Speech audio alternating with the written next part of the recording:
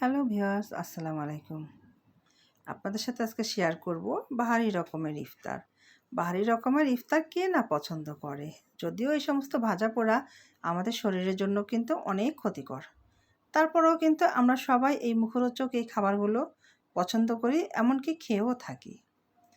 প্রত্যেকে ইফতারে বাহারি রকমের আয়োজন করে থাকে, সবই মুখরোচক খাবার। শরীরের জন্য কোনোটাই কিন্তু তেমন একটা ভালো না। আমি এখানে ক্যাপসি মরিচগুলো ভেজে নিচ্ছি, অনেক লম্বা লম্বা মরিচ, এগুলোতে খুব একটা ঝাল নাই, খুব সামান্য ঝাল বেসন দিয়ে ইফতারের জন্য ভেজে নিচ্ছি।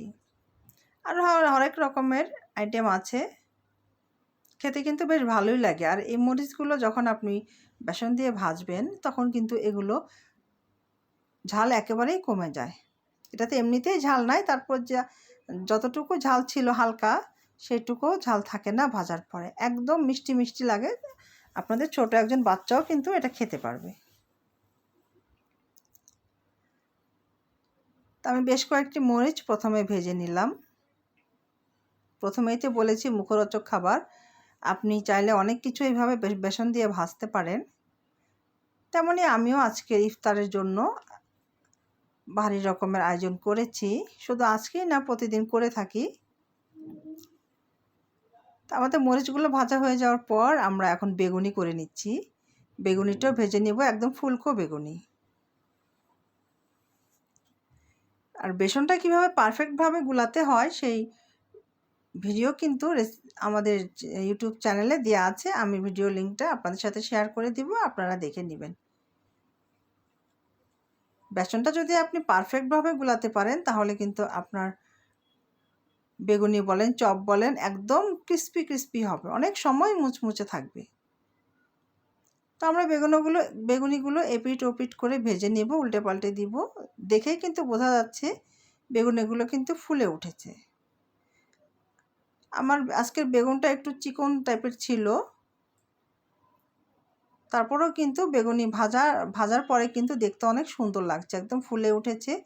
এক কথা যাকে বলে ফুলকো বেগুনি। দেখলেই কিন্তু খেতে ইচ্ছা করছে। এখন কিন্তু ইফতারের টাইম হয়নি, সেজন্য এখন খাওয়া যাবে না, আমরা এক এক করে ভেজে উঠিয়ে নিচ্ছি।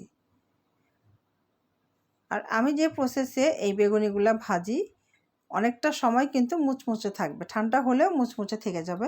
আপনার সাথে আমি এই টিপসটা পরে শেয়ার করব, কিভাবে ভাজলে বা কি করলে এগুলো মুচমুচে থাকে। এরপর হচ্ছে আমরা চপ ভেজে নিব। এটা আমি ডিম চপ ভেজে নিচ্ছি। ডিম চপ বলেন আর নর্মাল চপ বলেন, সেম প্রসেসে ভাজতে হবে। আর এই বেগুনি বা চপ বেসন দিয়ে ভাজার পেছনে মূল রহস্যটাই হচ্ছে আপনার পারফেক্টভাবে বেসন গোলানো।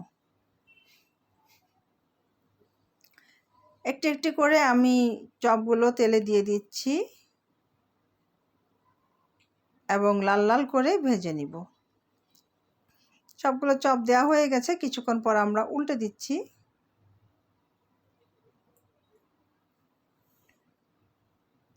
ইফতারের সময় বাহারি রকমের খাবার খেতে কিন্তু ভালোই লাগে, কিন্তু খাওয়ার পরে কিন্তু অনেকেরই অনেক ধরনের সমস্যা হয়ে থাকে। যাই হোক, চেষ্টা করবেন এই সমস্ত ভাজা পোড়ো খাবারগুলো না খেতে। ইফতারে যে খাবারগুলো আমাদের শরীরের জন্য উপকার, পেটটা ঠান্ডা থাকবে, সেই ধরনের খাবার খেতে চেষ্টা করবেন। বেশি বেশি পানি খাবেন, বেশি বেশি ফল খাবেন, তাহলে আপনার শরীরটা ভালো থাকবে। সবাই চেষ্টা করবেন স্বাস্থ্যসম্মত খাবার খাওয়ার জন্য। আর বাইরের ভাজা পোড়া তো একদমই খাবেন না, যদিও খেয়ে থাকেন সেটা আপনি নিজে ঘরে তৈরি করে তারপর খাবেন।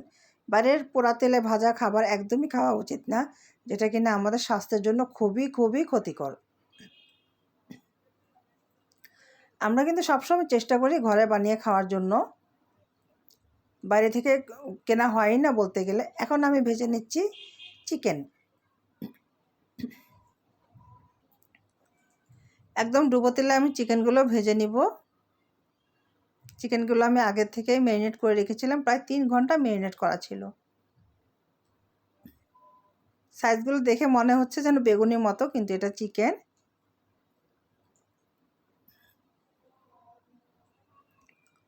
আর যেহেতু আমি অনেকটা সময় ম্যারিনেট করে রেখেছিলাম, তারপরে হচ্ছে লেবুর রস দিয়ে রেখেছিলাম, সেজন্য আমাদের ভাজতে খুব বেশি সময় লাগেনি। ইফতারিতে যদি আপনি চিকেন এভাবে ফ্রাই করে খান তাহলে কিন্তু দারুণ লাগে, মন্দ হয় না, কি বলেন? আপনিও চেষ্টা করলে কিন্তু রেস্টুরেন্টের স্টাইলে এভাবে চিকেন ফ্রাই করে নিতে পারেন। তো এই ছিল আমাদের আজকের ইফতার আয়োজন, বাহারি রকমের ইফতার। প্রতিদিনই এরকম করে থাকি, কিন্তু আজকে আমার মনে হলো যে আপনাদের সাথে একটু শেয়ার করি আমি কি আয়োজন করেছি। সেজন্য আজকে আমি ভিডিও করলাম আপনাদের সাথে, জাস্ট শেয়ার করার জন্য। এখানে কিন্তু কোনো রেসিপি আমি আজকে শেয়ার করিনি, শুধুমাত্র ইফতার আয়োজনটা বাহারি রকমের আয়োজন, সেটা আমি আপনাদের সাথে শেয়ার করলাম। তবে আমি চেষ্টা করি সবসময় ইফতারে ফলমূল বেশি রাখতে, আর সাথে মুখরোচক খাবারগুলা পরিমাণে অল্প অল্প করে খেয়ে থাকে, একেবারে না খেলে ভালোও লাগে না, এটা হচ্ছে বাঙালি জাতির অভ্যাস। সেজন্য আমরা এই মুখরোচক খাবারগুলো খেয়ে থাকি। তো নতুন নতুন ভিডিও পেতে আমাদের পেজটি ফলো দিয়ে রাখবেন, ইউটিউব চ্যানেলটি সাবস্ক্রাইব করে দিবেন এবং পাশে থাকা বেল আইকনটি অবশ্যই অন করে দিবেন। দেখা হবে আগামীতে নতুন কোনো রেসিপি নিয়ে। সে পর্যন্ত সবাই সুস্থ থাকুন, ভালো থাকুন। রমজানুল মোবারক।